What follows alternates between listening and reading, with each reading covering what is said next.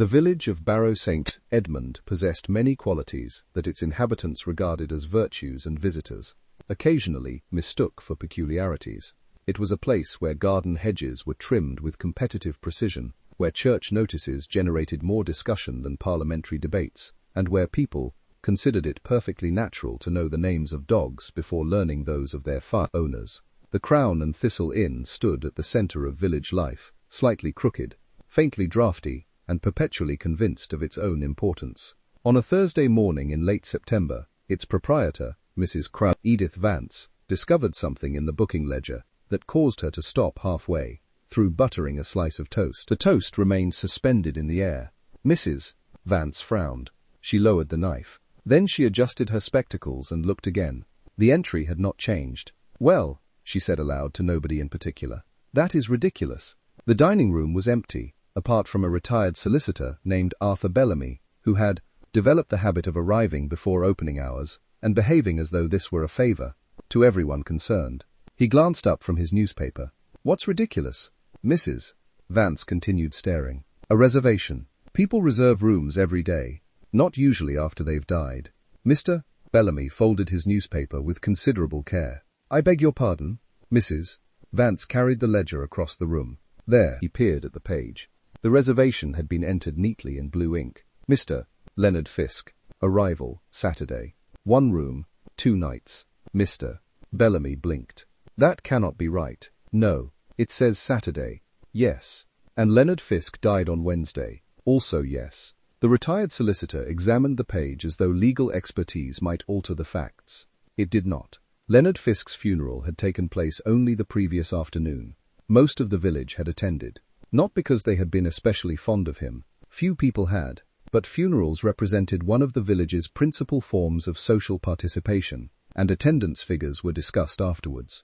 Mr. Fisk had lived alone in a stone cottage near the river. He had been 63 years old, argumentative, economical with both money and praise, and unexpectedly useful whenever machinery broke down. 3 days earlier, he had suffered what the doctor described as a catastrophic heart attack while repairing a fence. The matter had appeared entirely straightforward, until now. Mr. Bellamy tapped the ledger. "When was this entered?" "Yesterday evening." "By whom?" Mrs. Vance hesitated. "That is the difficulty. The Crown and Thistle employed several people. Guests checked in at different times. Reservations arrived by telephone, email, handwritten note, and occasionally through methods that suggested active hostility toward modern communication. Identifying the source of a single entry was not always simple. "Could somebody have made a mistake?" asked Bellamy.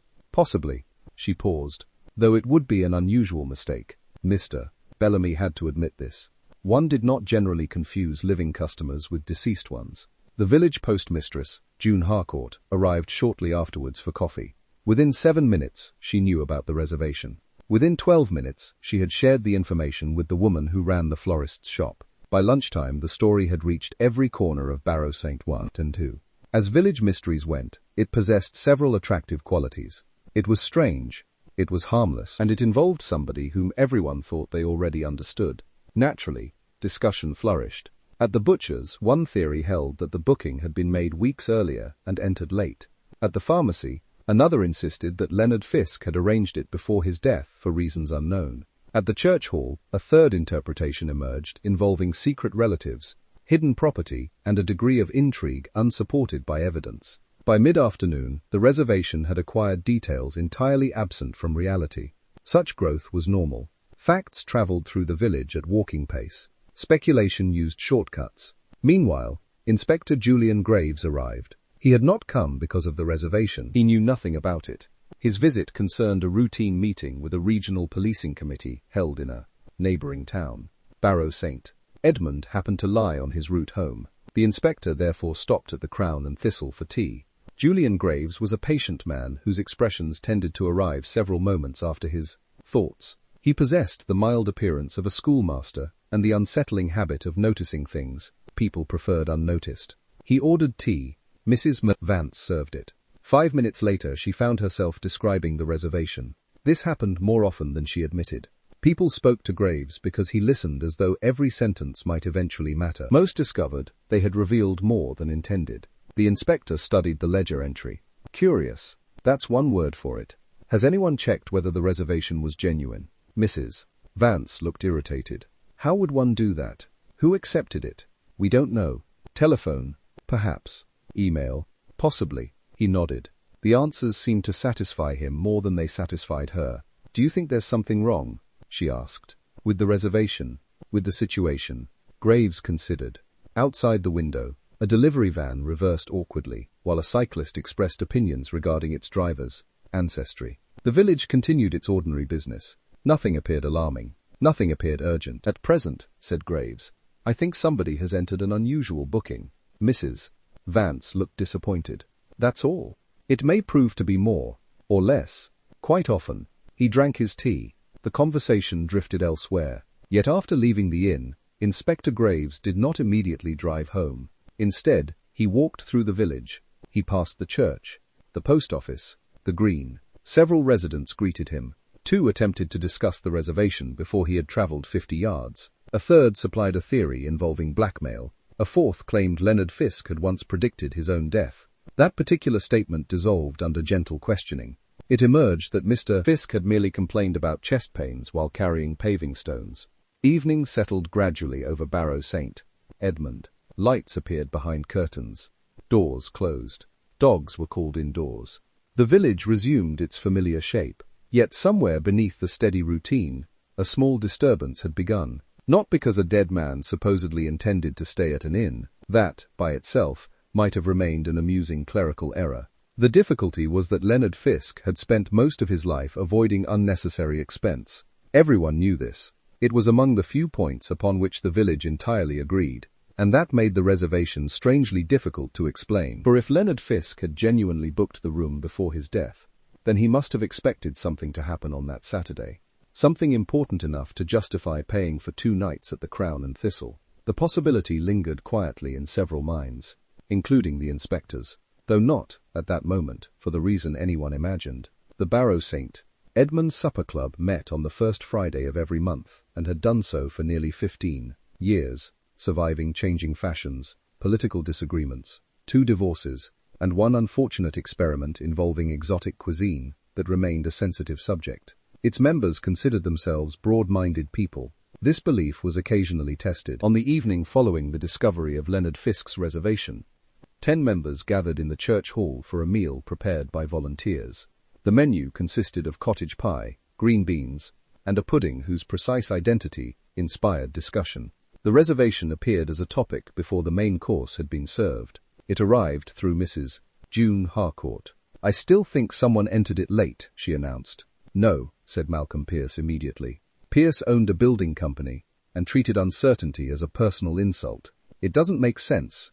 Neither does the reservation. Exactly. Several members nodded. Others continued eating. The conversation seemed harmless enough. Yet it drifted gradually toward disagreement. Leonard never stayed at inns, observed Mrs. Ruth Danvers. He disliked spending money. That's true, said another member. Then why reserve a room? Asked Pierce. Nobody answered. The question lingered. At the far end of the table sat Harriet Morrow, who taught piano lessons and generally avoided village arguments. She cleared her throat. I saw Leonard in the village on Tuesday. The room quietened slightly. Before he died? Asked someone. Of course before he died. A few smiles appeared. He seemed distracted. What does that mean? Said Pierce. Harriet frowned.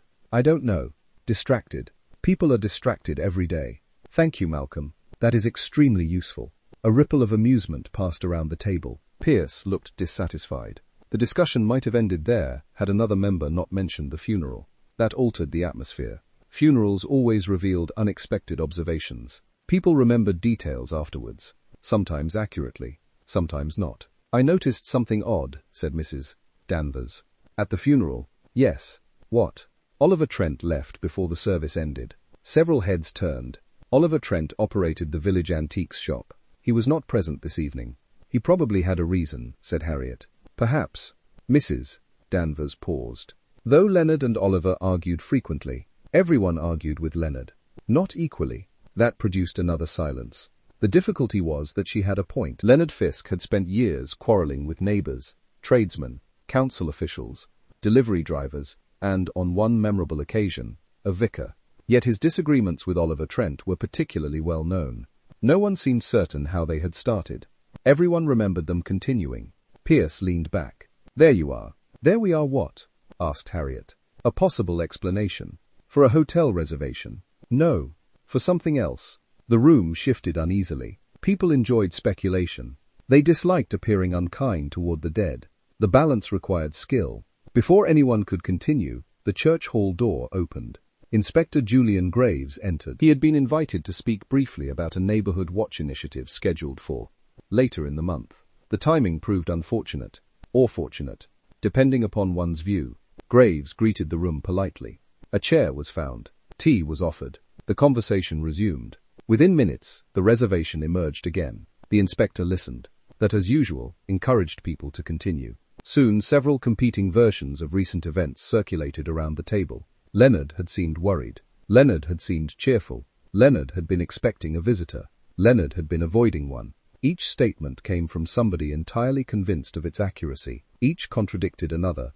Graves appeared interested, not in the theories themselves, in the confidence with which they were delivered. Eventually, he asked a question. Did anyone actually see Leonard make arrangements for Saturday? Nobody had. Did he mention staying at the inn? Again, nobody had. The answers produced a curious effect. The room became less certain. People discovered that much of what they believed rested upon assumptions borrowed from other assumptions, an uncomfortable foundation. Yet one detail emerged repeatedly. Leonard had visited the post office on Tuesday afternoon. 3 separate members recalled seeing him there. He was carrying an envelope, said Mrs. Harcourt. What sort of envelope? Asked Graves. A normal one. The inspector smiled faintly. That narrows matters considerably. A few people laughed. Mrs. Harcourt remained dignified. It was brown. Better. Quite large. Excellent. The laughter returned. The conversation moved elsewhere. Nevertheless, the inspector remembered the envelope. When the meeting ended, members departed in small groups beneath a clear autumn sky. Their discussions continued across the car park. Some favored the theory of a clerical error. Others insisted the reservation meant something. The village, having acquired a mystery, was reluctant to surrender it. Inspector Graves remained behind briefly. The church hall emptied. Volunteers stacked chairs. Plates disappeared into boxes. At last, only Harriet Morrow remained. She was collecting sheet music left after a choir rehearsal. As Graves prepared to leave, she spoke. There is something else. The inspector stopped. About Leonard? Possibly. She seemed uncertain. On Tuesday, when I saw him, he wasn't alone. Who was with him? I couldn't tell. Why not? They were standing near the bank. Harriet considered. The other person had their back to me. Man or woman? I genuinely don't know. That answer appeared to surprise her. Most village observations arrived heavily decorated with certainty. This one did not. They were talking? Asked Graves. Yes. Arguing? No. She hesitated. Actually, that's what struck me. What did? They seemed perfectly pleasant. The inspector waited. Leonard wasn't usually pleasant. No, said Graves. That is widely accepted. Harriet smiled despite herself. He looked almost relieved. The inspector thanked her. Outside, the village lay quiet beneath scattered street lamps. He walked toward his car slowly. The reservation remained unexplained. The brown envelope explained nothing. The unidentified companion explained even less. Yet something about the evening interested him. Not because of what people remembered, because of what they disagreed about. Leonard Fisk had been a familiar figure. Everyone believed they knew him. And yet, when asked to describe his final days, the village produced 10 different versions of the same man. For an investigator, that was rarely meaningless. It usually meant that somewhere beneath the contradictions sat a fact nobody had recognized yet. And facts, unlike rumors, had a habit of waiting patiently. Rain arrived shortly after midnight and continued with the sort of patient determination that suggested a personal grievance against outdoor activities. By Saturday morning, puddles occupied the village green, flower beds overflowed, and the cricket club's autumn maintenance session had attracted only a fraction of its intended volunteers. The pavilion roof amplified every drop. Inspector Julian Graves sat beneath it with a cup of tea that had already cooled beyond recovery. He was not there because of cricket. The pavilion overlooked a footpath leading toward the river and, more importantly, toward Leonard Fisk's cottage. The inspector had arranged to meet Dr. Henry Mercer, the village physician. Mercer arrived carrying an umbrella that appeared to be losing an argument with the weather. "Sorry I'm late," he said. "The rain delayed you?" "No. Mrs. Clegg delayed me." The rain merely assisted. Graves smiled faintly. Mrs. Clegg possessed a remarkable ability to transform brief encounters into lengthy consultations. The doctor accepted a chair. For several moments they listened to the rain striking the roof. I understand Leonard Fisk's reservation has become local entertainment. It has generated interest. People always become interested after deaths they ignored beforehand. A familiar pattern. Mercer nodded. So what would you like to know? Your opinion? The doctor laughed softly. About medicine or villagers? Leonard. Mercer considered. I treated him occasionally. Nothing unusual. He had heart problems. Not diagnosed. But he ignored symptoms. The inspector waited. Chest discomfort. Breathlessness. Fatigue. Serious? Potentially. Mercer shrugged. Leonard believed doctors existed primarily to exaggerate. Did he expect to die? Not consciously. The answer came quickly. Then why ask? Because people keep describing his final week differently. The doctor looked thoughtful. That doesn't surprise me. No? Most people saw whatever version of Leonard suited them. Rain drummed steadily overhead. Mercer folded his umbrella. He could be difficult. Everyone mentions that. Because it was true. The doctor paused. Yet he wasn't malicious. An important distinction. Very. Graves remembered Harriet Morrow's observation. Leonard had appeared relieved while speaking with an unknown companion. It seemed inconsistent with the portrait offered by much of the village, unless the portrait itself required adjustment. After a few more questions, the doctor departed. The inspector remained. Across the wet field, several volunteers attempted to move equipment between storage sheds. Their efforts appeared largely symbolic. Eventually Graves rose and walked toward the river path. Leonard Fisk's cottage stood alone among trees beginning to surrender their leaves. Police officers had completed the formal examination days earlier. Nothing suspicious had emerged. The death remained natural. Yet the reservation persisted. And so did the brown envelope mentioned during the supper club meeting. A neighbor named Colin Reeves was trimming a hedge despite conditions that rendered the task objectively pointless. He greeted the inspector. Morning. Barely. Reeves glanced at the sky. Fair point. They exchanged a few remarks before Graves asked about Leonard. Reeves removed his gloves. You'll hear plenty of opinions. I already have. Then allow me to contribute another. The inspector encouraged him. Reeves pointed toward the cottage. People say Leonard argued with everyone. They do. He argued loudly. Also true. The neighbor leaned on the hedge trimmer. But arguments are easy to remember. What is harder to remember? The favors. Graves said nothing. Leonard fixed machinery, repaired gates, lent tools. Reeves frowned. He never looked pleased about it, which confused people. The observation interested the inspector. Did you see him on Tuesday? Briefly. At the cottage? No. Near the post office. Another witness. Another Tuesday. What was he doing? Talking to Oliver Trent. That answer arrived unexpectedly. The antiques dealer? Yes. Graves studied him. They seemed friendly. You're certain? Quite. The neighbor laughed, which is why I remembered it. The inspector thanked him and continued walking.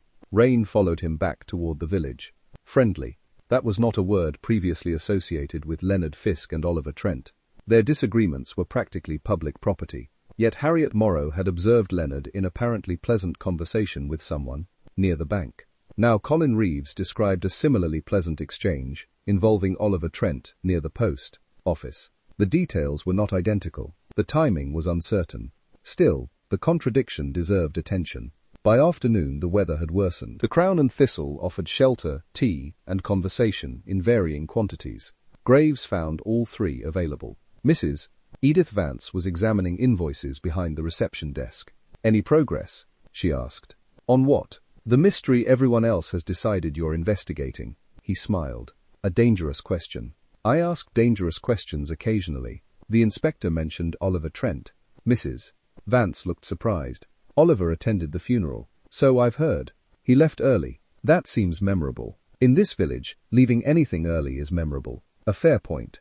She returned to her paperwork, then paused. Actually, Graves waited. Oliver came here on Wednesday morning, the day Leonard died. Yes. What for? I don't know. Mrs. Vance frowned. He asked whether we still kept paper reservation cards. The inspector became very still. Reservation cards? Old-fashioned ones. Did you have any? A few.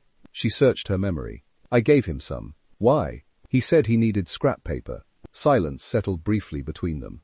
Neither rushed to fill it. Outside, rain rattled against the windows. At length Graves thanked her and stepped away. The information explained nothing, yet it attached itself neatly to the reservation. Perhaps too neatly. That was the difficulty. When facts appeared to fit immediately, they often concealed complications. Even so, Oliver Trent now occupied a larger place in the picture than before. A man known to quarrel with Leonard. A man seen speaking pleasantly with him shortly before his death. A man who attended the funeral. A man who left early. And a man who had unexpectedly acquired blank reservation cards from the inn. By evening, the rain finally weakened. Clouds drifted eastward. The village emerged cautiously from shelter. Lights appeared behind windows. The wet roads reflected them like scattered fragments of gold. Inspector Graves drove home with several notes in his pocket, and considerably more questions in his mind. The reservation remained unexplained. The unknown companion remained unidentified. And Leonard Fisk, despite being dead, seemed to be acquiring new acquaintances every day. Yet one detail now troubled the inspector more than any other. Not the booking, not the envelope, not even Oliver Trent. It was the growing number of people who insisted Leonard had seemed unusually content during the last days of his life. For a man supposedly making enemies until the end, he had left behind a surprising collection of witnesses who remembered him smiling. Monday morning brought clear skies, washed clean by the weekend rain. The village responded with relief disproportionate to the actual inconvenience it had suffered. Windows were opened. Gardeners emerged. The post office queue regained its usual confidence. Inspector Julian Graves spent most of the morning examining Tuesday. Not the day itself, which had already passed beyond anyone's influence, but the recollections attached to it. Human memory had many admirable qualities. Precision was rarely among them. By 10:30 he was seated in the office behind the post counter while June Harcourt searched through paperwork with an enthusiasm that suggested she regarded investigation as a competitive sport. "You know," she said, opening a drawer. "People accuse villagers of gossiping. They do. It's unfair." Graves waited. "We exchange information. A valuable distinction." "Exactly." She produced a ledger. The inspector suspected she had been waiting all weekend to do so. Together they reviewed transactions from Tuesday afternoon. Nothing immediately remarkable appeared. Parcels arrived.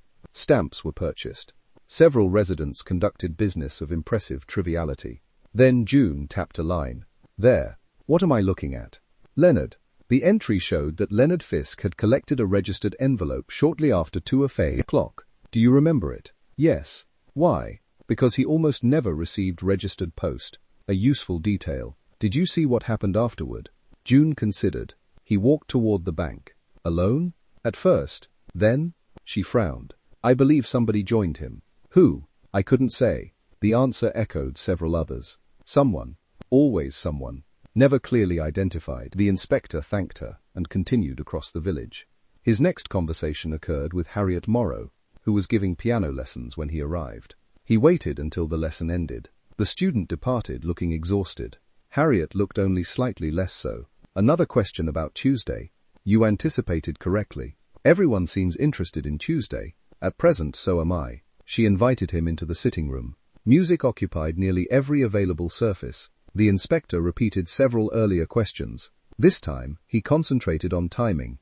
"When exactly did you see Leonard?" Harriet thought carefully. "A little after 2, near the bank." "Yes." "The person with him, did they arrive together?" "No." That answer came unexpectedly quickly. "You are sure?" "Quite." She folded her hands. "I saw Leonard first." The inspector remained silent. "I remember because he kept checking the road, waiting for someone. That was my impression." Harriet hesitated. Then another person approached. "From which direction?" "The post office." "Interesting. Very interesting. How long did they speak?" "A few minutes." "And then?" "They walked away together."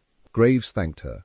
Outside, church bells marked the quarter hour. The pieces were beginning to arrange themselves into something resembling a sequence. Leonard collected a registered envelope. He moved toward the bank. Someone joined him. They spoke. They departed together. Unfortunately, the identity of the second person remained uncertain. The third version of Tuesday afternoon arrived unexpectedly. Inspector Graves found it while visiting the antiques shop. Oliver Trent was arranging silverware in a display cabinet. The shop smelled faintly of furniture polish and old books. Trent greeted the inspector politely enough. His expression suggested he knew why the visit had occurred. "You've become popular recently." "I gather so." Graves glanced around. Occupational hazard. For an antiques dealer. For anyone acquainted with a dead man. A pause followed. Neither appeared uncomfortable. The inspector eventually mentioned Tuesday. Oliver sighed. I wondered how long that would take. So you did see Leonard? Yes. Near the post office. Briefly. The answer differed immediately from Harriet's account. Only briefly? Perhaps a minute. And afterward? We went separate ways. The inspector observed him carefully. Oliver met the gaze without difficulty. People say your relationship was difficult. It was. No disagreement there? None. The antiques dealer smiled faintly. Leonard and I spent years disagreeing. About what? Originally. Oliver shrugged. I no longer remember. That felt believable. Long feuds often outlived their causes. Yet witnesses describe a pleasant conversation. Because it was pleasant. Why? For the first time, Oliver looked away. Only briefly, yet it was enough. We settled something. What? A misunderstanding. The answer sounded genuine. It also explained almost nothing. Graves changed direction. Did Leonard mention staying at the Crown and Thistle? No. Did he mention Saturday? No.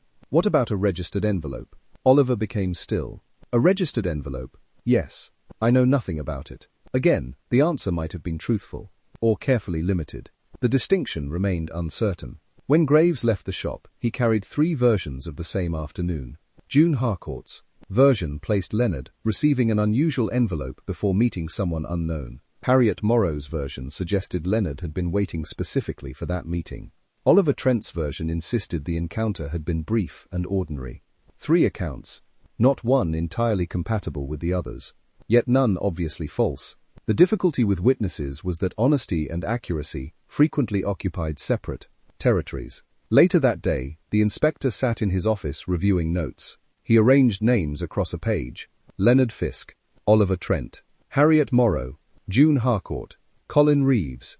Beneath them he wrote times, locations, observations. The exercise produced no dramatic revelation. Instead, it generated a smaller, more irritating question. Why had Leonard appeared happy? The description recurred too often to ignore. Relieved, content, pleasant, smiling. These were not words the village normally associated with him. They clustered around his final days with suspicious consistency. A knock interrupted his thoughts. Detective Sergeant Alan Webb entered carrying a folder. Webb possessed the practical temperament of a man permanently disappointed by complications. I checked the reservation entry. Graves looked up. And? The handwriting. Yes. It doesn't match anyone currently employed at the inn. The inspector leaned back. That was unexpected. Certain? Reasonably. Webb placed several comparison samples on the desk. The differences were clear. Interesting. That's one word. Another silence followed. The reservation had just become slightly less ordinary. If no employee had written the entry, then someone else had. Someone with access to the reception area, or someone who entered the information while staff were distracted. Neither possibility was especially comfortable. Webb pointed toward the samples. The writing itself is careful, deliberate, very. The inspector studied the blue ink entry again. A room reserved for Saturday. 2 nights. A dead man's name. Nothing more, nothing less. Yet the reservation no longer resembled a misunderstanding. It looked intentional. And if it was intentional, then somebody wanted the village to notice it. The question was why. As evening settled over Barrow St. Edmund, lights appeared one by one along the high street. Shopkeepers locked doors. Curtains closed. Ordinary routines resumed. Yet beneath those routines, unnoticed by most residents, Tuesday afternoon was beginning to change shape. Not because new facts had emerged, because old facts refused to agree with one another. And somewhere within those disagreements lay the reason Leonard Fisk had spent his last days looking happier than anyone believed possible. The discovery regarding the handwriting altered the atmosphere of the inquiry in a subtle but significant way. Until then, most villagers had regarded the reservation as an oddity. Afterward, it began to resemble an action. Somebody had deliberately written Leonard Fisk's name into the inn ledger. The question ceased to be whether a mistake had occurred. It became a question of purpose.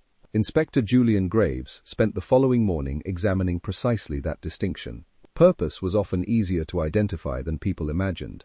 Not immediately, not dramatically, but eventually. Human beings rarely acted without reasons. The difficulty lay in recognizing which reasons mattered. Late that morning he received an unexpected telephone call. The caller introduced herself as Mrs. Eleanor Pike. The name meant little to him. The tone did. Mrs. Pike possessed the unmistakable confidence of someone who believed she had become indispensable. I think I can help you. That would be welcome. I witnessed something. When? Tuesday. Of course. Everything led back to Tuesday. The inspector arranged a visit. Mrs. Pike lived in a narrow cottage near the churchyard. She greeted him before he reached the gate. I have an excellent memory, so I've heard. This was not entirely true. He had never heard anything about her memory. The statement nevertheless pleased her. Inside, the sitting room contained photographs, ornaments, and sufficient embroidered cushions to survive a siege. Tea appeared almost immediately. Mrs. Pike settled into a chair. I remember details, an admirable quality. People underestimate details. The inspector nodded. He had learned that encouraging witnesses often proved more productive than directing them. Mrs. Pike required little encouragement. On Tuesday afternoon, she announced, Leonard Fisk met a woman. That was new. Graves remained expressionless. You're certain? Completely. What woman? I don't know. The certainty weakened slightly. Did you recognize her? No. Then what did you see? Mrs. Pike leaned forward. I was leaving the pharmacy.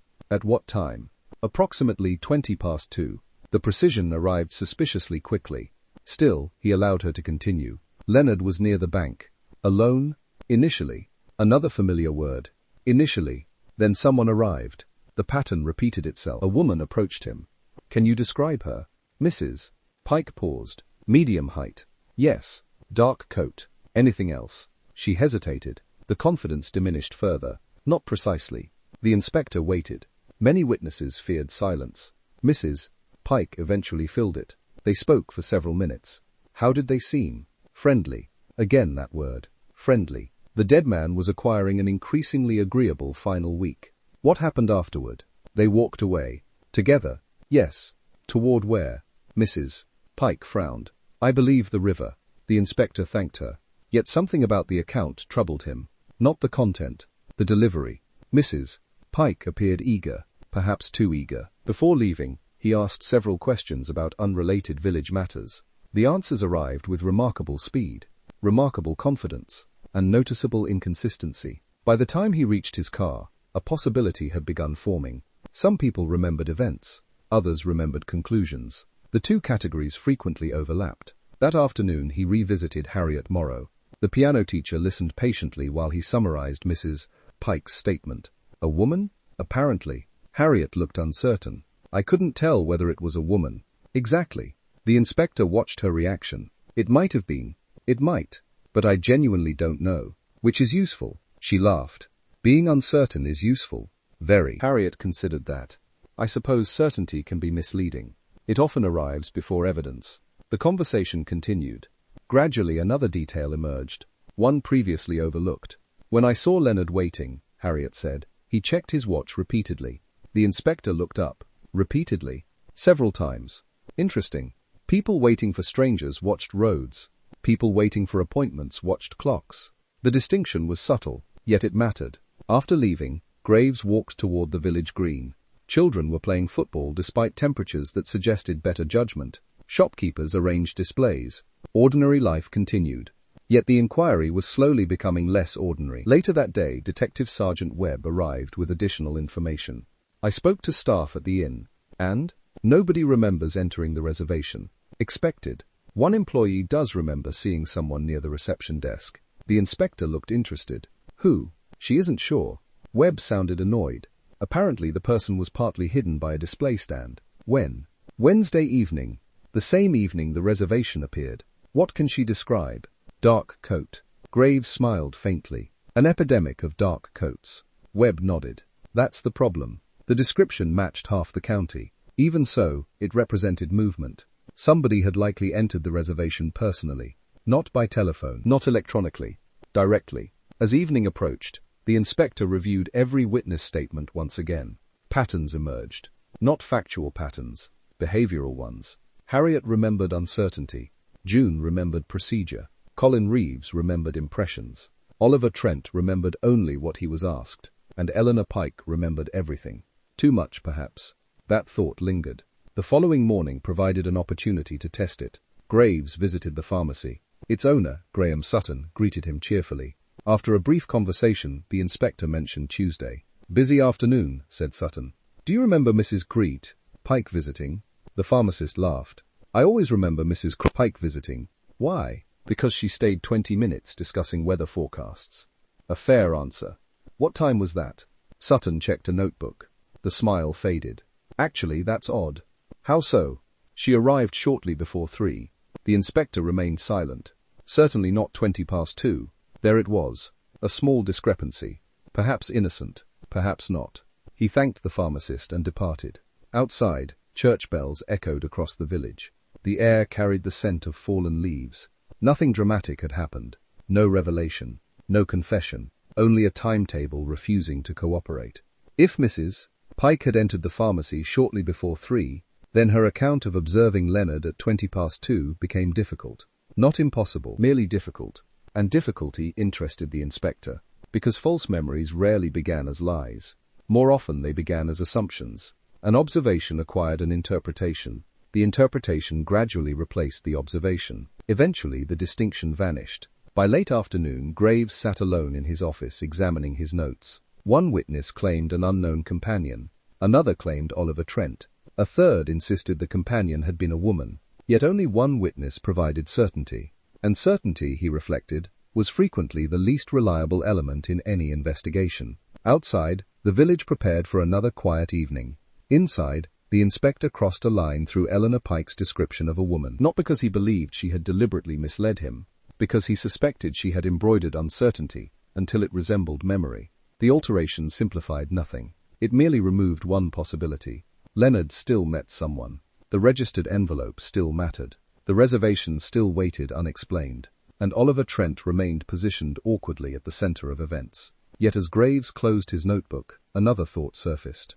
If Leonard had indeed arranged to meet somebody that Tuesday afternoon, then perhaps everyone had been asking the wrong question, not who the companion was, but what Leonard expected to receive from them, because whatever happened during that meeting appeared to have changed him. And somewhere between the registered envelope and the reservation at the inn, that change was beginning to matter. The possibility that Leonard Fisk had received something important through the post continued to occupy Inspector Julian Graves throughout the following day. The registered envelope appeared at precisely the right moment. Before the meeting, before the apparent change in Leonard's mood, before the mysterious reservation, it sat in the sequence like a missing hinge. Unfortunately, nobody knew what it contained. The post office records identified only the sender's town, not the sender. The contents remained entirely unknown. Under ordinary circumstances, the mystery might have ended there. Yet ordinary circumstances had become increasingly scarce. The development arrived through Arthur Bellamy. The retired solicitor telephoned shortly after 11 o'clock. His tone suggested the satisfaction of a man who had finally become relevant. "I've remembered something." "Excellent. It concerns Leonard." "Most things seem to—" Bellamy ignored the remark. "There was a letter." The inspector reached for a notebook. "What sort of letter?" "An unpleasant one." "That narrowed matters only slightly," Bellamy explained. 2 weeks before Leonard's death, the Village Historical Society had held one of its monthly meetings in the church hall. Attendance had been respectable. Refreshments had been disappointing. Both outcomes were considered traditional. During the meeting, Leonard had unexpectedly produced a letter and read part of it aloud. The memory had returned only because Bellamy attended another society gathering the previous evening. Conversation had prompted recollection. "What did the letter say?" "I don't remember the exact wording." "Close enough." Bellamy paused. It accused him of dishonesty. That attracted the inspector's attention immediately. "In what way?" "Property, I think." "Property? Something historical?" The answer sounded absurd. Yet village disputes frequently achieved improbable forms. The inspector arranged several interviews. By afternoon, he had assembled 4 members of the Historical Society. The resulting discussion demonstrated why collective memory should never be mistaken for accuracy. According to one witness, the letter accused Leonard of concealing documents. According to another, it involved land boundaries. A third insisted the matter concerned ownership of an old map. The fourth remembered only the refreshments. Nevertheless, a rough picture emerged. Leonard had received a letter. The contents angered him. He brought it to a meeting, and he read part of it aloud. The actual document, however, appeared lost. Nobody knew what had happened afterward. The inspector eventually located the society secretary, Margaret Finch. Unlike several witnesses, Mrs. Finch believed records existed for practical reasons. She produced meeting notes. Within them appeared a brief reference. Discussion regarding correspondence received by Mr. Fisk. No further details. Yet the mention confirmed the event. The letter was real.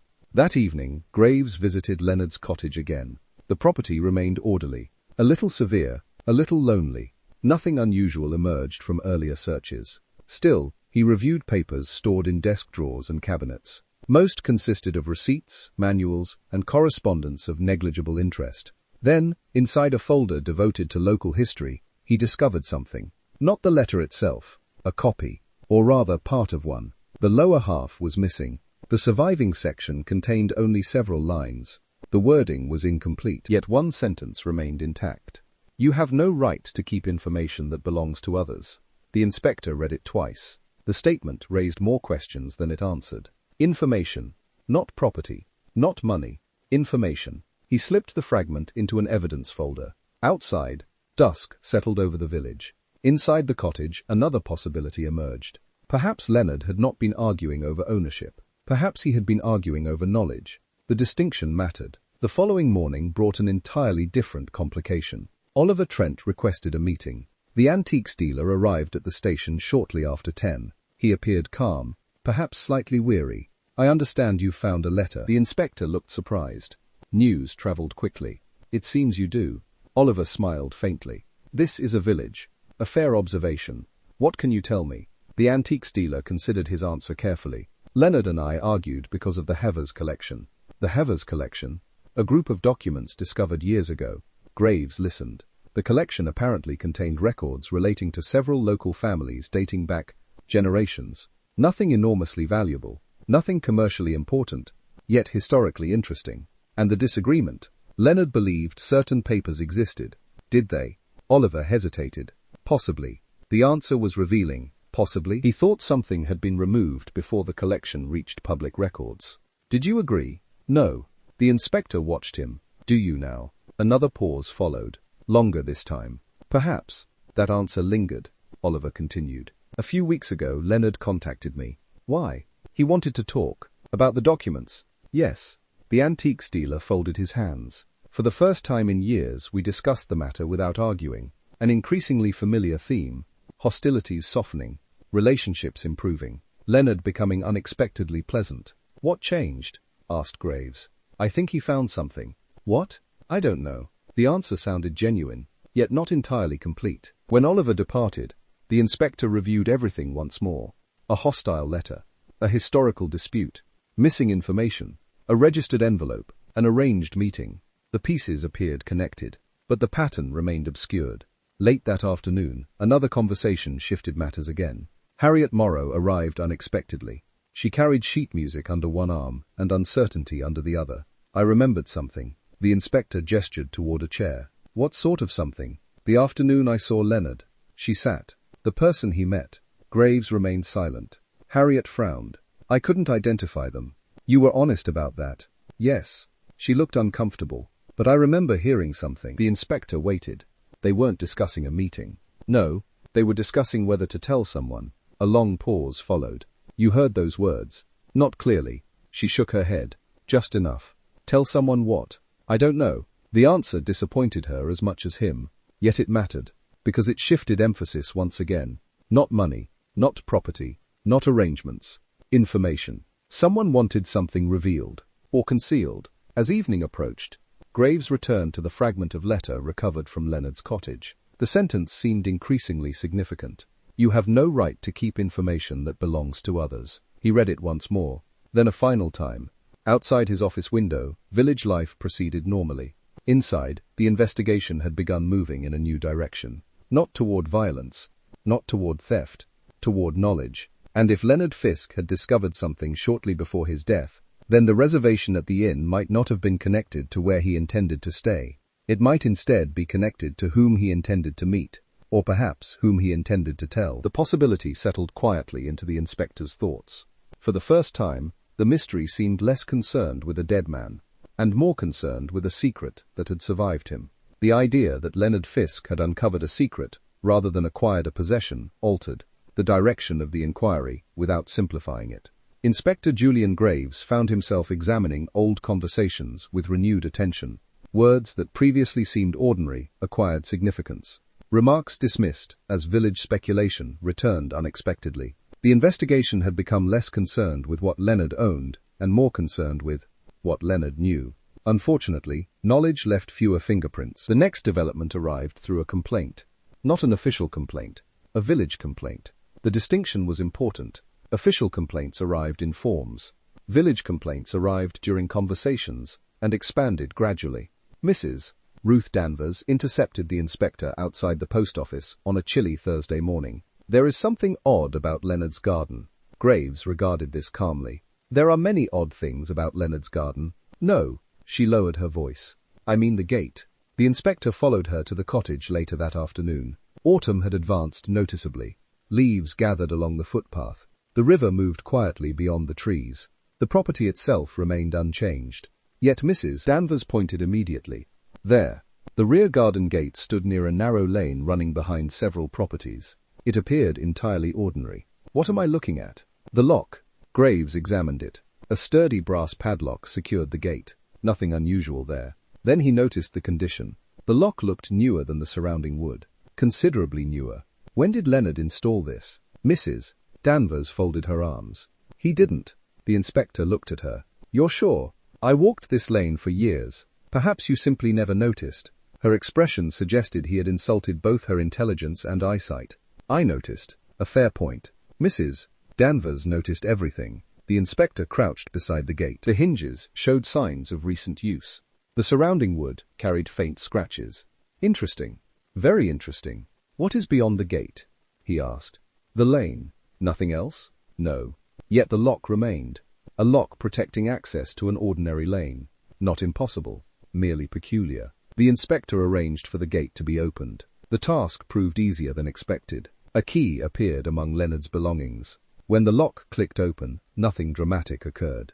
The lane remained precisely where it had always been.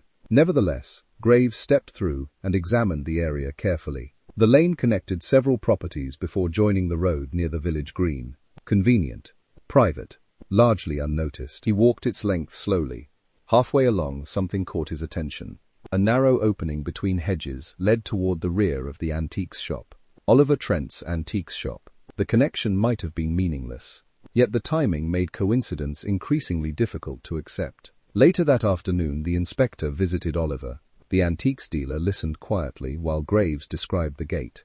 "I knew about it." The answer came immediately. "You did?" "Leonard showed it to me." That admission arrived with surprising ease. "When?" "Monday. Before the registered envelope. Before the mysterious meeting. Before everything." "Why?" Oliver considered. "He wanted privacy." "From whom?" A faint smile appeared. "The village." That answer possessed undeniable logic. Barrow St. Edmund treated privacy as an interesting rumor. Even so, Graves sensed more. Was that all? No. Oliver glanced toward the window. He expected visitors. The inspector became very still. "What sort of visitors?" "I don't know." "Did he tell you that?" "Not directly." Oliver paused. But he asked whether the lane remained quiet. A silence followed. The antiques dealer appeared uncomfortable for the first time. Not frightened. Not evasive. Merely reluctant. Leonard believed somebody would contact him. About the documents? Yes. The answer emerged slowly. He thought proof existed. What kind of proof? "I never found out." The inspector thanked him and departed. The conversation added another piece to the puzzle. Yet the picture remained incomplete. Leonard expected contact. Leonard installed a private route. Leonard received a registered envelope. Then Leonard became unusually cheerful. The sequence felt increasingly deliberate. That evening, another conversation complicated matters further. Colin Reeves stopped by the station after work. "I heard about the gate." News traveled with remarkable efficiency. "You heard correctly." The neighbor hesitated. "Then I should probably tell you something." Graves waited. "On Tuesday evening I saw someone using the lane." The inspector looked up sharply. "What time?" "Just after 6. "Who?" "I don't know." The answer arrived with evident frustration. It was getting dark. "Man or woman?" "I genuinely couldn't tell." Another unidentified figure. Another dark silhouette. Yet this sighting differed from previous ones. Coming from where? Leonard's direction. The inspector considered. Walking quickly? Very. Carrying anything? Colin thought. Perhaps an envelope. The room became quiet, not because the observation solved anything, because it connected too neatly. A registered envelope arrived. A mysterious meeting followed. An unknown person departed carrying what might have been another envelope. The chain of events was becoming difficult to ignore. After Colin left, Detective Sergeant Webb entered carrying fresh information. "I've been reviewing Leonard's correspondence. And? Several letters are missing." Graves looked interested. "Missing? Not obviously removed." Webb handed over notes. "But references exist." The inspector read carefully. There were mentions of replies, references to discussions, evidence of correspondence no longer present. Destroyed, possibly, or taken. Webb nodded. Neither possibility felt comfortable. The inspector leaned back. Outside, evening settled across the village. Lights appeared behind windows. The familiar rhythm of ordinary life continued.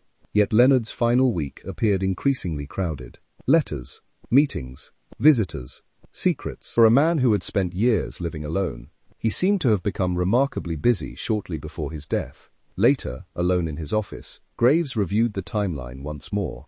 Monday, discussion with Oliver Trent regarding the gate. Tuesday afternoon, registered envelope.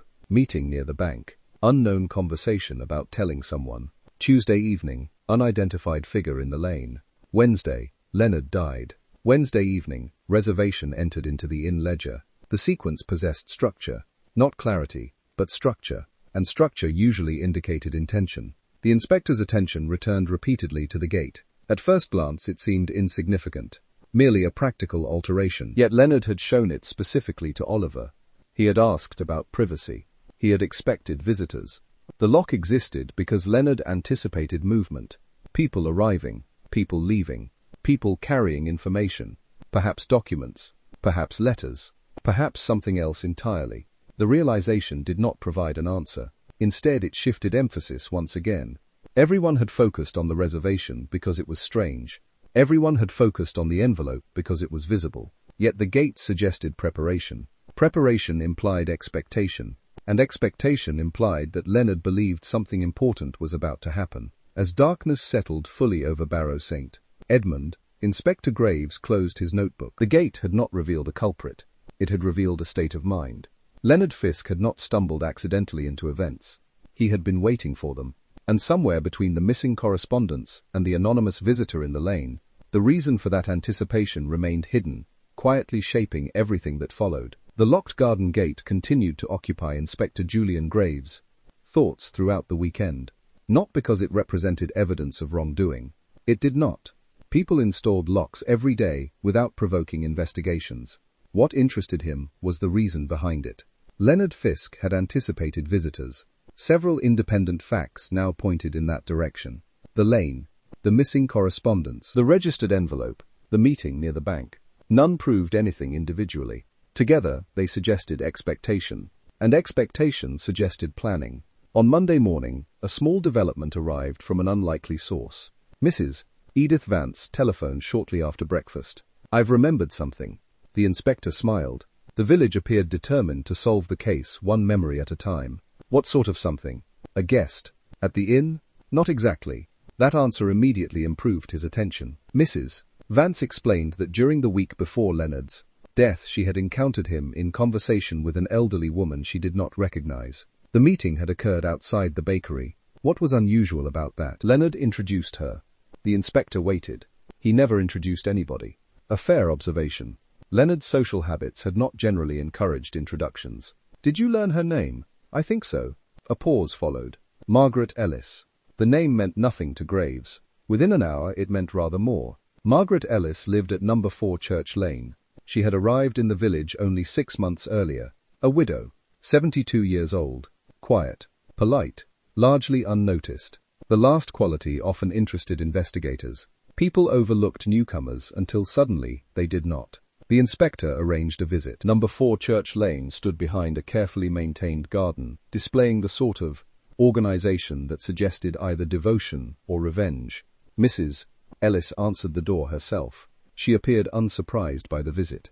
"I wondered when somebody would come." The remark immediately recommended her. Few witnesses wasted time pretending ignorance. She led him into a sitting room overlooking the garden. Tea appeared within minutes. The village remained deeply committed to the belief that difficult conversations improved. when accompanied by beverages. "Leonard spoke about you," said Graves. Mrs. Ellis smiled. "I expect that shocked people. Possibly. It amused him." The answer was unexpected. Amused him. He enjoyed confusing expectations. The inspector considered this. Not many villagers would have described Leonard in such terms. Yet the statement felt plausible. "How did you meet?" "Through local history." Of course. Everything returned to local history. Mrs. Ellis explained that she had spent years researching family records before moving to Barrow, St. Edmund. Shortly after her arrival, she encountered Leonard at a historical society meeting. One conversation became several. Gradually, a friendship developed. A genuine friendship. The distinction mattered. Did he discuss the Havers collection? Frequently. Her answer arrived immediately. And missing documents? Even more frequently. The inspector waited. Mrs. Ellis stirred her tea thoughtfully. Leonard believed certain records had vanished decades ago. Did you agree? Eventually. Interesting. Another person changing position. What convinced you? She stood and crossed the room. From a cabinet she removed a folder. The contents consisted of copies, letters, notes, genealogical records. Nothing dramatic, yet clearly organized. Leonard showed me these. Graves examined them carefully. Several references appeared incomplete.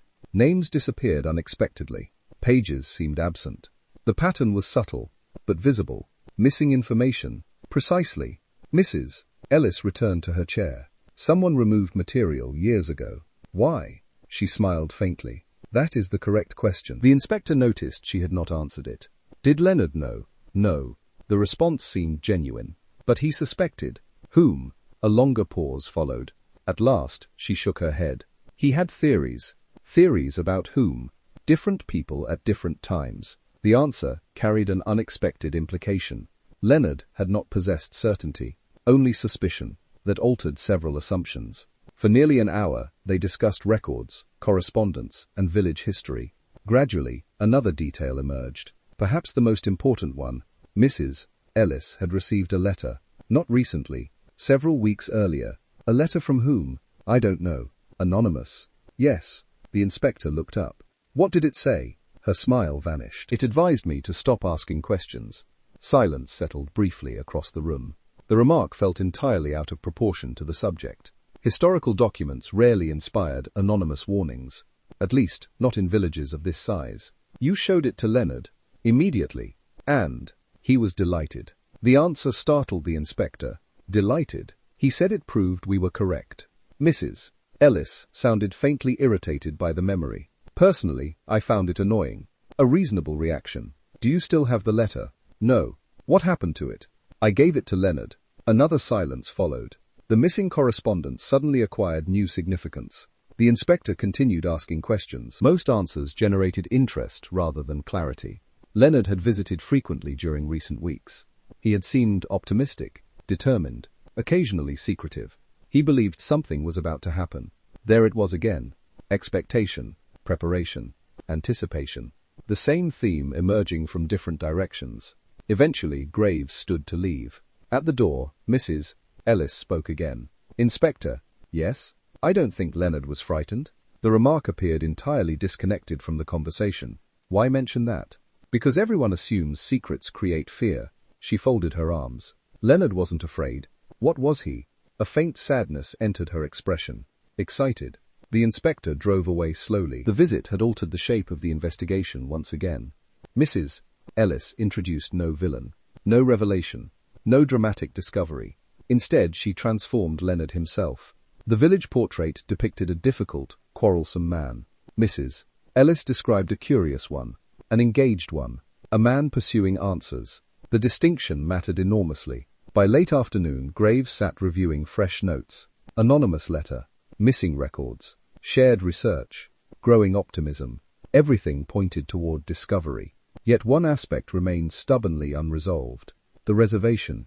It still sat at the center of events like a misplaced object. The investigation now contained historical disputes, missing information, secret correspondence, and unidentified visitors. None naturally produced a room booking at the Crown and Thistle. The contradiction irritated him, and irritation, in his experience, occasionally proved useful. As evening settled over Barrow St. Edmund, the inspector found himself returning repeatedly to a single observation. Everyone who knew about Leonard's recent activities described the same emotional change. Not relief, not happiness. Expectation. The difference was subtle, but important. Relief followed events. Expectation preceded them, which meant Leonard believed something significant was still ahead of him when he died. Something connected to the documents, something connected to the warnings, something connected, perhaps, to the mysterious meeting arranged through the lane and the missing letters. And if that was true, then Saturday, the day reserved in the inn ledger after Leonard's, might have been important long before anyone discovered the booking. The possibility lingered quietly, as darkness gathered beyond the office window. For the first time, Saturday itself seemed as interesting as the reservation attached to it. The notion that Saturday itself might matter proved difficult to ignore. Inspector Julian Graves spent the following morning reviewing the investigation from the beginning, an exercise he generally avoided until necessary. Early reviews encouraged premature conclusions. Late reviews occasionally revealed mistakes. In this case, they revealed several. Not large mistakes. Nothing dramatic. Merely a collection of small corrections. The first concerned Oliver Trent. For days, the antiques dealer had occupied an awkward position within the inquiry. He had argued with Leonard for years. He had been seen speaking with him shortly before his death. He had left the funeral early. He had obtained blank reservation cards from the inn. The circumstances looked suspicious. Yet suspicion and significance were not identical. Graves visited the shop once more. Oliver appeared unsurprised. "I imagine this isn't a social call. That would disappoint the village." "It would certainly disappoint Mrs. Pike," the inspector smiled. They spoke for nearly an hour. This time the conversation concerned the funeral. "You left early." "I did." "Why?" Oliver opened a drawer and removed a folded document. "I suspected that question would return." The paper proved to be a receipt from a specialist auction house in York, dated the afternoon of the funeral. A scheduled valuation appointment, one arranged months earlier. "You drove there immediately afterward?" "Yes." "Why not mention it before?" Oliver shrugged. Nobody asked. The answer was irritatingly reasonable. When Graves left, one suspicion diminished considerably. Not vanished, but diminished. The second correction arrived through Margaret Ellis. She telephoned that afternoon. "I remembered something Leonard said." The inspector listened. It concerned the missing records. Indirectly. She paused. "He said people were searching in the wrong century." That remark lingered. "What did he mean?" "I never understood." "Did he explain?" "No." Margaret sounded faintly annoyed by the memory. He enjoyed making statements that sounded like clues. Perhaps because they were. The conversation ended. Yet the remark remained. Searching in the wrong century. An odd phrase. Potentially important. Or merely Leonard being Leonard. The distinction remained unclear. The third correction emerged from Detective Sergeant Webb. He arrived carrying a folder and the expression of a man reluctantly improving someone else's theory. "I checked the registered envelope." "And?" "The sending office." Graves looked up. "Yes?" "It wasn't posted from where we thought." That was interesting. The original information had suggested a nearby town. The revised information suggested somewhere else entirely. A village less than 15 miles away. Small difference. Important difference. Why does it matter? Webb handed over notes. Because the village contained an archive center. The inspector read silently. Then again. The archive center stored historical documents from across the county. Suddenly the envelope seemed rather less mysterious. Not solved, but narrowed. Leonard had been researching historical records. Margaret Ellis had been researching historical records. Missing documents sat at the center of the dispute. And now a registered envelope appeared connected to an archive. The coincidence felt increasingly strained. That evening, Graves drove to the archive center. The journey produced more rain, though not enough to discourage travel. An archivist named Susan Barrett proved unexpectedly helpful. Yes, she remembered Leonard. Yes, he had written several times. Yes, material had recently been sent to him. What material? Barrett consulted records. A copy request. Of what? She frowned. Family correspondence. The answer produced immediate disappointment. Family correspondence could mean almost anything. Then she continued. Late 19th century. The inspector became still. What family? She checked again. Havers. At last, something moved. Not quickly, not dramatically, but decisively. The Havers collection had returned. And with it, Leonard's remark about searching in the wrong century. When Graves returned to Barrow St. Edmund, darkness had settled over the village. Lights glowed behind curtains. The Crown and Thistle remained busy. Ordinary life persisted with admirable determination. Inside his office, the inspector spread documents across the desk. One by one he examined them. The hostile letter, the fragment recovered from Leonard's cottage, witness statements, timeline notes, Margaret Ellis's observations, Oliver Trent's explanations. Gradually, a pattern began emerging. Not a solution, a correction. The investigation had assumed somebody removed information from historical records. Perhaps that assumption was incomplete. What if the information had never been removed? What if it had simply been overlooked? The possibility altered everything, because concealment required a culprit. Oversight required only patience. A knock interrupted his thoughts. Harriet Morrow stood outside. "I hope I'm not disturbing you." "Only my certainty." She laughed softly and entered. "I found something." The inspector waited. Harriet produced a music folder. Inside rested a folded sheet of paper. "Leonard left this in my piano bench weeks ago." "Why?" "I have no idea." She sounded embarrassed. "I forgot about it." The sheet contained several handwritten notes, dates, names, references, nothing immediately obvious. Then Graves noticed one phrase repeated twice. Saturday, Crown and Thistle. A long silence followed. Harriet looked puzzled. "Is it important?" The inspector did not answer immediately, because for the first time Saturday appeared in Leonard's own handwriting. Not as a reservation, not as an inn booking, as a planned event. Something Leonard had noted before his death. Something he expected. Something connected to the Crown and Thistle. The significance settled gradually. The reservation entered after Leonard died might not have created the mystery. It might merely have pointed toward one that already existed. When Harriet departed, Graves remained at his desk. Outside, rain tapped quietly against the window. Inside, several small corrections had transformed the inquiry. Oliver Trent looked less suspicious than before. The archive center looked more relevant. The Havers records had moved closer to the center of events. And Saturday no longer belonged solely to the mysterious reservation. It belonged to Leonard. Which meant that whatever he expected to happen at the Crown and Thistle had been important, enough to write down in advance. For the first time, the inspector felt he was no longer following rumors. He was approaching intention. And intention, unlike gossip, usually led somewhere definite. The note discovered in Harriet Morrow's piano bench altered the investigation more profoundly than any piece of information obtained during the previous week. For the first time, Saturday belonged unquestionably to Leonard Fisk. Not through speculation, not through rumor, through his own handwriting. Saturday, Crown and Thistle. The words were brief, yet they established intention. Leonard had expected something to occur at the inn. The reservation entered after his death suddenly appeared less like an invention and more like an echo. Inspector Julian Graves spent the following morning at the Crown and Thistle. Mrs. Edith Vance greeted him with visible apprehension. "I dislike that expression." "What expression?" "The one you have now." Graves accepted a cup of tea. "People usually dislike it when I start asking old questions. That may be because your old questions become new problems." A fair observation. The inspector settled into a corner of the dining room and began examining the events of the Dismals' previous fortnight. Not the reservation. Everything around it. Guests, functions, bookings, conversations. The inn occupied a peculiar position within village life.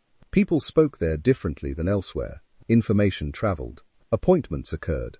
Arguments softened. Secrets occasionally wandered through, disguised as casual remarks. Mrs. Vance assisted patiently. Staff members came and went. Memories were tested. Timetables reviewed. At first, nothing emerged.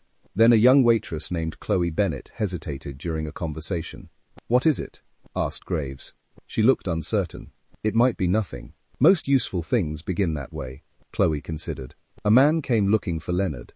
The inspector became still. "When?" "The week before he died." "At the inn?" "Yes." The answer immediately mattered. "What did he want?" "I don't know." "Did he speak to Leonard?" "No." Chloe shook her head. "Leonard wasn't here." The inspector waited. What happened instead? "He left a message." The room seemed quieter suddenly. "What message?" "I don't remember the exact words." A disappointing start. Yet Chloe continued. "He said Leonard would understand." "Understand what?" "The meeting." Another silence followed. "When was this?" She checked carefully. "Friday." The Friday before Leonard's death. The timing aligned perfectly. "Can you describe him?" The waitress frowned. "Middle-aged. Helpful." "I know." She smiled apologetically. "Dark coat." The inspector laughed softly. Of course. Barrow St. Edmund appeared populated almost entirely by people wearing dark coats. Nevertheless, the message mattered. A meeting, an arrangement, something Leonard was expected to understand. Graves thanked her and continued. Several hours later, another detail surfaced. This one from Mrs. Vance herself. I remembered something else. The inspector looked up. Go on. Leonard visited the inn on Monday. That immediately attracted attention. Certain? Absolutely. What for? He asked to use a private room. Interesting. Very interesting. The Crown and Thistle possessed 2 small rooms occasionally used for meetings. Nothing remarkable there. Yet Leonard had apparently spent nearly 40 minutes inside one of them. Alone, so far as I know. Mrs. Vance paused. Though he wasn't waiting for nobody, the wording amused the inspector. Meaning? He kept checking the door. Expectation again. Always expectation. The same pattern repeated endlessly. Leonard waiting. Leonard preparing. Leonard anticipating contact. What happened afterward? He left. Without meeting anyone. Mrs. Vance hesitated. There is the problem. What problem? I don't actually know. The answer interested Graves considerably, because uncertainty often proved more valuable than confidence. What do you mean? She frowned. I became busy. Naturally. When I next looked, the room was empty. The inspector considered this carefully. Leonard might have met somebody, or he might not. The absence of certainty itself carried significance. By mid-afternoon, a picture had begun forming. Not complete, but recognizable. A man sought Leonard at the inn. A meeting was apparently arranged. Leonard later visited the inn himself. Saturday appeared in his notes. Then, after his death, somebody entered a reservation under his name. Each fact pointed toward the Crown and Thistle. Yet something continued to trouble the inspector. Not what had been said, what had not. The realization arrived unexpectedly. He was reviewing witness statements when it surfaced. People remembered Leonard discussing documents, letters, research, meetings, historical records, yet nobody remembered him discussing conclusions. That absence mattered a great deal. Leonard had been excited, optimistic, increasingly confident. People in that state generally talked. They hinted. They boasted. They anticipated recognition. Yet Leonard apparently told nobody what he believed he had discovered. Not Oliver Trent. Not Margaret Ellis. Not Harriet Morrow. Not anyone. The omission felt deliberate. For the first time, Graves suspected Leonard had withheld information intentionally, not from enemies, from friends. That evening he visited Margaret Ellis once again. The conversation proved illuminating. Did Leonard ever tell you exactly what he found? The question seemed simple. Margaret answered immediately. No. The inspector waited. He promised he would. Promised. Saturday. The word settled between them. At the inn, Margaret nodded. We arranged to meet there. A long silence followed. For the first time, the significance of Saturday emerged clearly. Not fully, but clearly enough. You arranged this when? Several days before he died. Why the inn? Margaret smiled sadly. He said it would be amusing. Amusing? He enjoyed the secrecy. The answer felt entirely plausible. Leonard's recent behavior increasingly suggested a man entertaining himself through mystery. What was supposed to happen?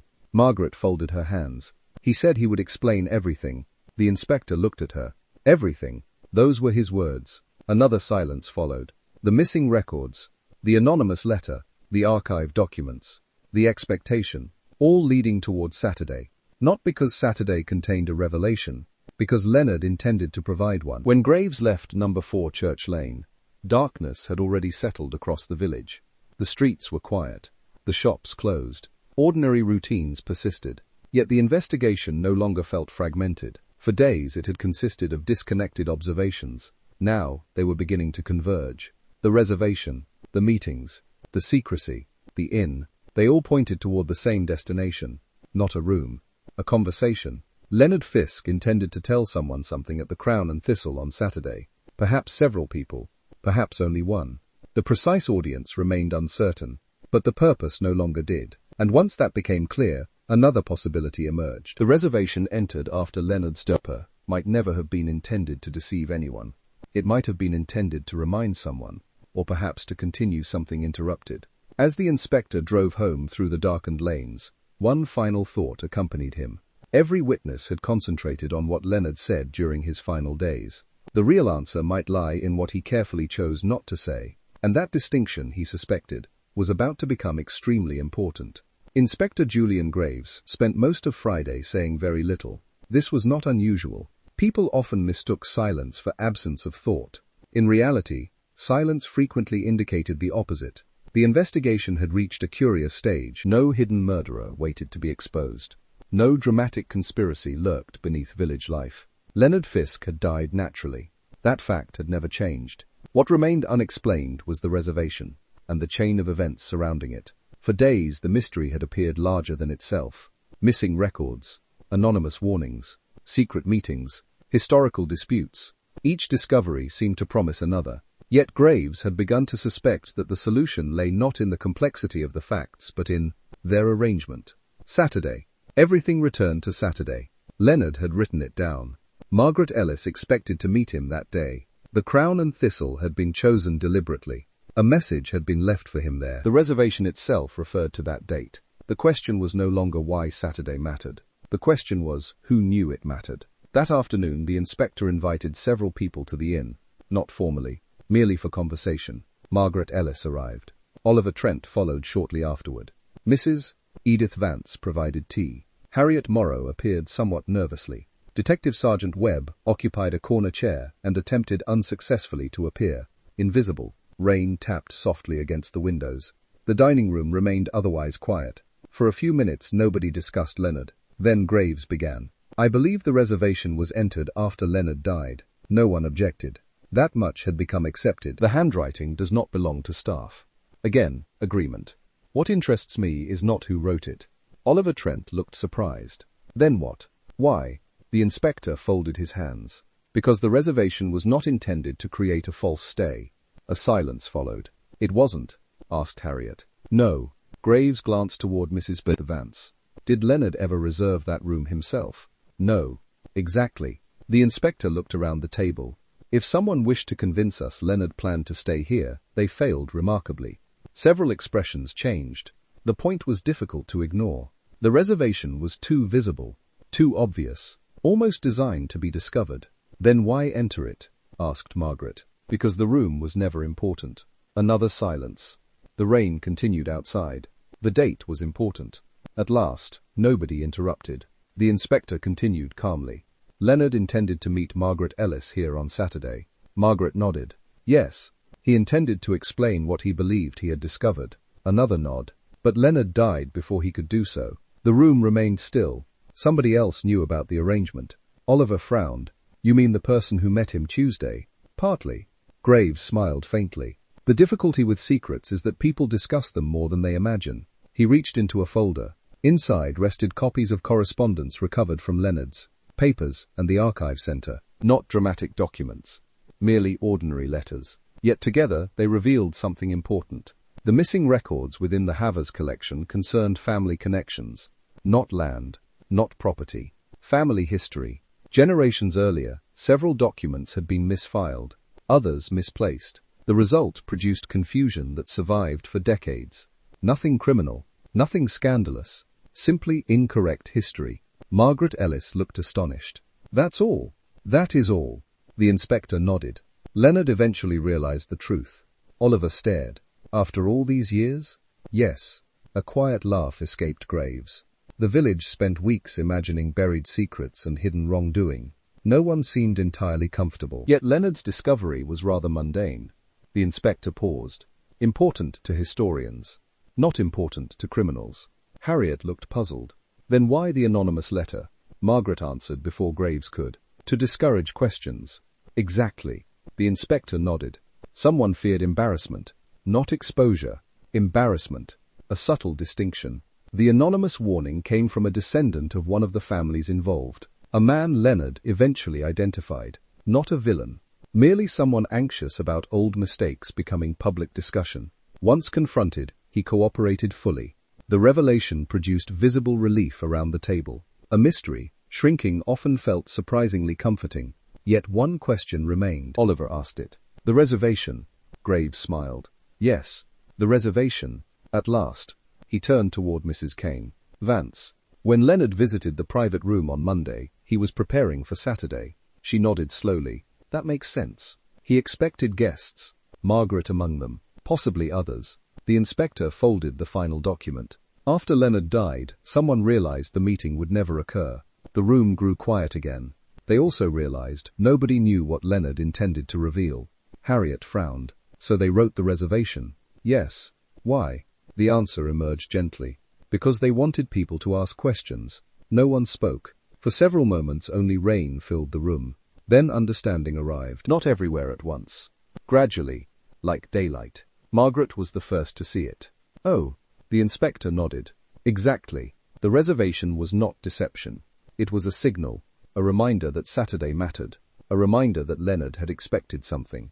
Without it, the planned meeting might never have attracted attention, the documents might have remained overlooked, the investigation might never have continued. Oliver leaned back. Who entered it? Graves looked toward Harriet Morrow, not accusingly, simply patiently. Harriet blinked, then sighed. I wondered when you would ask. Nobody appeared shocked, only curious. She smiled weakly. I found Leonard's note several days after he died. The room remained silent. He had left it in the piano bench months earlier. Harriet shook her head. I remembered the meeting. I remembered Saturday. You also knew he wanted people together. Yes. The admission sounded almost apologetic. I didn't know what else to do. So you entered the reservation? Harriet nodded. Just his name. Just the date. A faint smile touched her face. I thought somebody might notice. Mrs. laughed softly. We certainly noticed. The tension dissolved.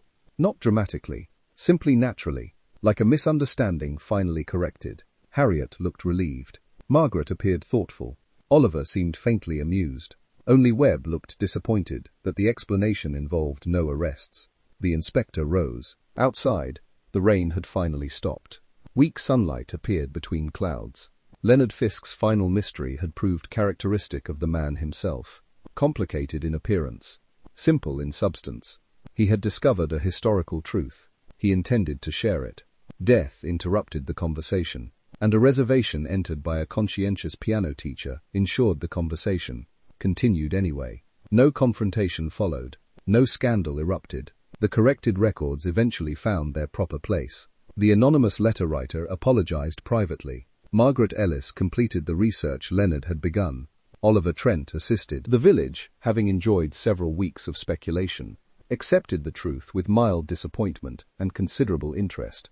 As for Inspector Graves, he reflected that mysteries were often less about secrets than misunderstandings. People observed fragments. They supplied assumptions. Then they mistook assumptions for facts. Barrow St. Edmund had done exactly that. The reservation was never a clue pointing toward guilt. It pointed toward an unfinished appointment. And because enough people cared to follow that trail, Leonard Fisk ultimately achieved exactly what he intended. He was heard. The Crown and Thistle resumed ordinary business. The cricket pavilion endured further rain. The supper club discovered fresh disagreements, and village life continued with its customary confidence that nothing remarkable ever happened there, which, as Inspector Graves privately suspected, was one of its least accurate traditions.